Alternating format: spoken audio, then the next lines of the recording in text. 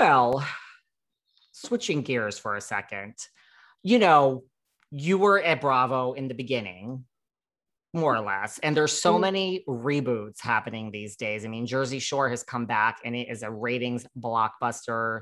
The Hills has come back. It's okay ratings.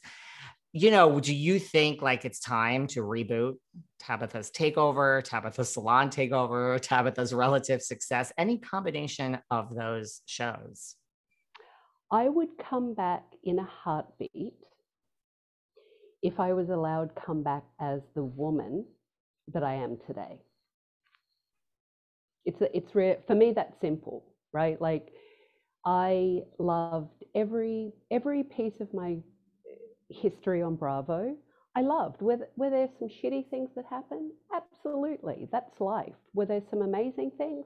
Absolutely. And I loved it. I'm not the same person.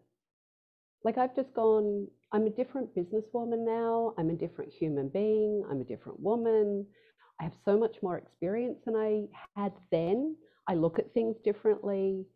I've had some really shitty personal things happen in my life that has really changed me remarkably for the better. So there were blessings in the bad.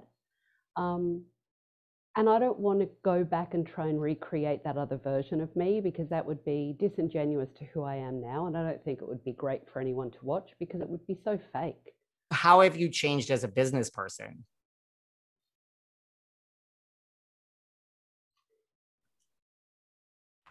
I think I always knew this, and the show really taught me this, because it was never really about the business.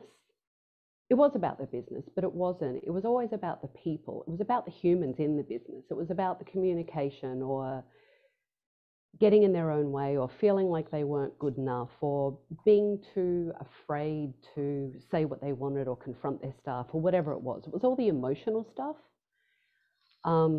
And when you could try and get people to change that perspective and change some of that emotional stuff, the outcome was their business was better because they were better, right? It all works together. And I used to have a very black and white perspective, because I can put my emotions in buckets really easily. Not necessarily the healthiest thing, not something that everyone can do, but I am great at it, right? What I realized, honestly, from the show, and then just what I've been doing since the show, is that's not great for us, and it doesn't make for a great business. So I look at it in a really 360 way. If you're not feeling great about who you are, if you're having these self-doubts and all this crap is coming up for you, yeah, I can teach you how to sell more product and teach your teams better and market yourself and do branding and all of these things. But you're still going to operate from the thing of, I don't deserve this, I'm not good enough, I've got imposter syndrome, I'm whatever it is that you have. So you're still not going to be successful. It's just that simple. So that's changed, right? And there are nuances to it. And I'm tougher in some ways than I used to be, but I'm much softer in some ways than I used to be. And that's great. I love that. But I know, like, for your go back to the show premise, I know that everyone wants me to go on and be the bitch that they want me to be, and be all those things. And I don't want to do that anymore. I want to do it how I am now, in my version, my way, which will still be effective, which will still have drama, because we're humans and there's drama, but yeah, in a different way.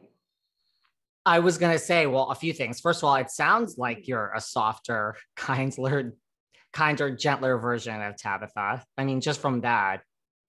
Yeah, I was not, let's be clear, I was not unkind before. Yeah.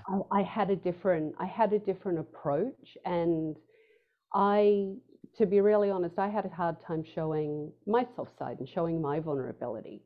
So I wore my toughness as my protective shield, which is good and bad, but it doesn't protect you and it catches up, and it's also fucking exhausting. Listen, I get it all. I mean, I am phenomenal I'm a Gemini. I don't know what your zodiac sign is, but I am phenomenal at categorizing my emotions. And I get it. I mean, you don't need to say anymore. I could separate it all. I could separate business and personal. Like, I get it.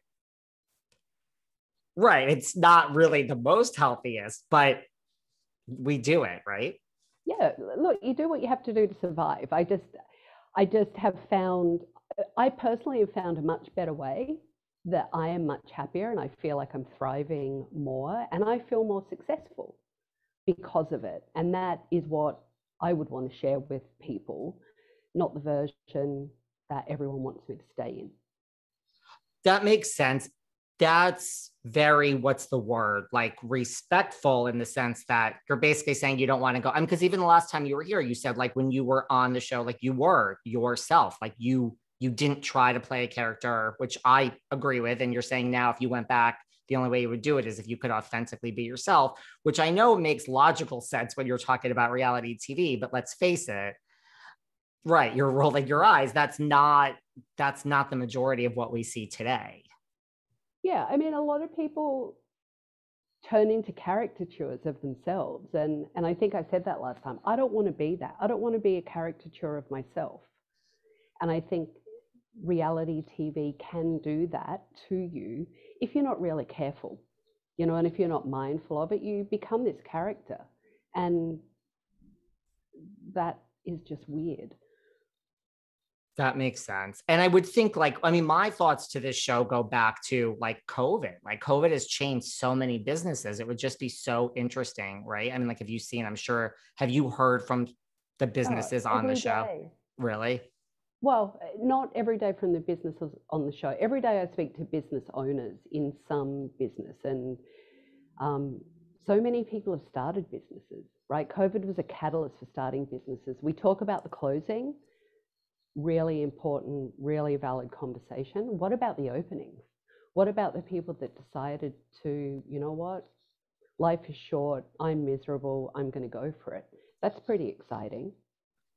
There were lots of people that came together and amalgamated their businesses because they didn't want to do it by themselves anymore. And they started to create these spaces where they could actually do it as a collective.